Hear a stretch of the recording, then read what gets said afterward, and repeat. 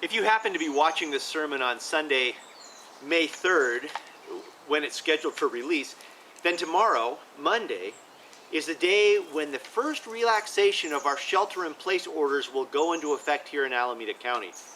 These are small steps. I'm not going to be writing my sermons in coffee shops for quite some time yet, but we'll be able to start looking after the landscaping at Montclair Presbyterian Church, for example, and I'm kind of excited. It feels like the down payment on the promise of an eventual return to normal life. Now, with the idea of normal in mind, I think we also need to be examining what normal means, not just in terms of how life will change for us socially after the pandemic, but what is the spirituality of normal for people of faith?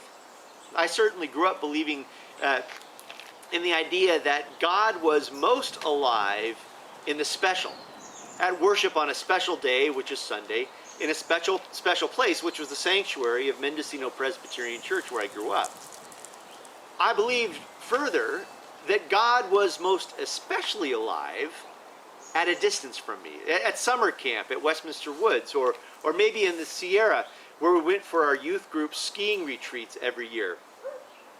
And this is a spirituality that has followed me from childhood into adulthood.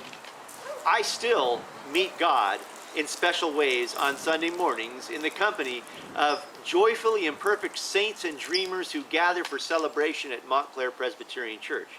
And I still find comfort in the spiritual practice of pilgrimage, whether I'm visiting the Buddhist shrine down on the corner of 11th Avenue and 19th Street here in Oakland, or I'm praying at St. Columba's tomb on the Isle of Iona in Scotland. Now, I've visited monasteries to pray with monks. I've read Calvin's sermons sitting beneath his pulpit in Geneva, and I have prayed for healing at the shrine of Chimayo on the high road to Taos in New Mexico. Such journeys of faith are valuable for me, and they're valuable for a lot of people, but they're only occasional. They're even less occasional than worship on Sunday. So we have to ask the question, will God's Spirit abide with us when things are normal? And I guess more immediately, we need to ask, does God's Spirit still live among us now? Life may not be normal as we shelter in place, but it can be fairly mundane. Some of us are living alone, and some of us are living in proximity to family members, and both situations have their unique joys and challenges. As we start our 7th week in isolation, we're still trying to figure out how to get all the shopping and cooking and cleaning done. Some of us are also trying to figure out how to work from home, and how to care for loved ones remotely, and how to teach our children as they learn remotely.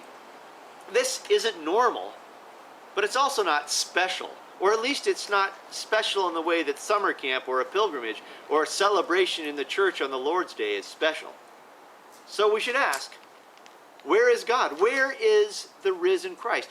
Does the living one abide in the mundane tasks done in social isolation? Will the Holy One be with us when we return to normal, whatever normal looks like?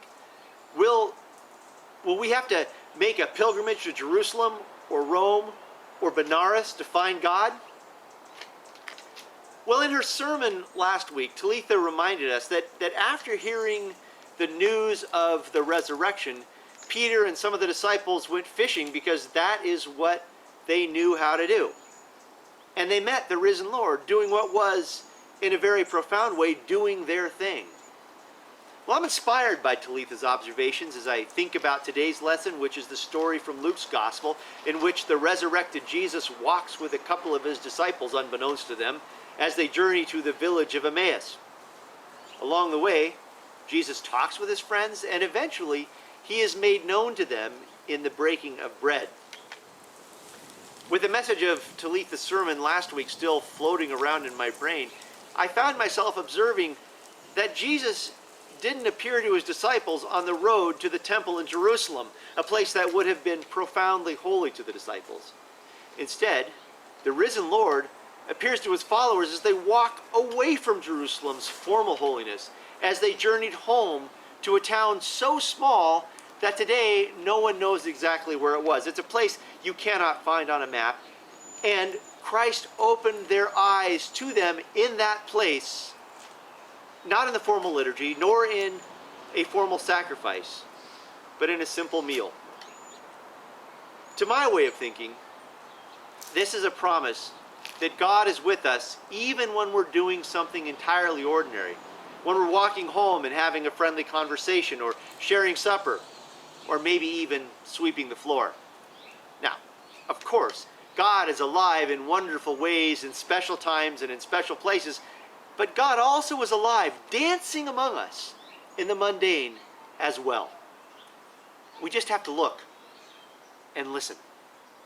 And sometimes Christ is alive not just for us, but through us. Sometimes we don't just have to open our eyes and our ears, but we also have to open our mouths, and we have to open our arms. Sometimes it's up to us to reveal the love of God to others around us who are living ordinary lives as well. Sometimes we have to live as Christ to those who walk with us, or who shelter in place with us, or who work with us. Sometimes it's up to us to make an ordinary meal a sacred feast when we're living, we're the sacred feast where the living God is present.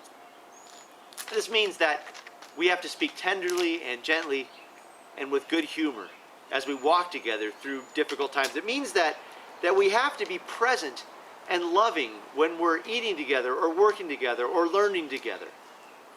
The mundane tasks of daily life, sheltering in place, or when life becomes some kind of normal again, these are places where God can be met, places where the living Christ can be proclaimed. But we have to be intentional about it. We have to look for the God who smiles upon us, and we have to smile towards others with the joy that we have as a gift from the living God.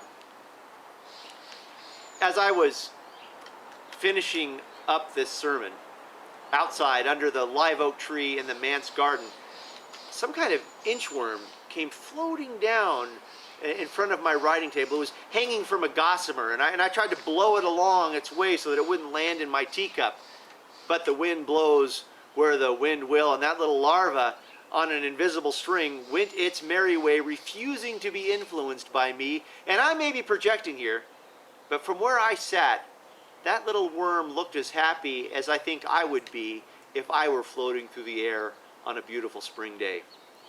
Once the inchworm went along on its way, I looked up and I saw a red-tailed hawk doing a barrel roll as it was being shooed away by a pair of crows who were protecting their nest. You know, God certainly is alive in the world, and we can be part of that. We may not be as free as an inchworm on a gossamer. We might not be as fiercely protective as a crow, or as joyfully free as a hawk, but God is alive with us wherever we are walking. We can experience and proclaim the risen Christ on whatever road we're on. And God is with us wherever we eat. Whatever regular household chores or tasks we may be doing, we just have to look for God. We have to open our eyes, and maybe we also need, with God's help, to open the eyes of others. Dearly beloved, may the living Christ be with you. May you see God for who God is, and as you do, may your hearts be strangely warmed. Amen.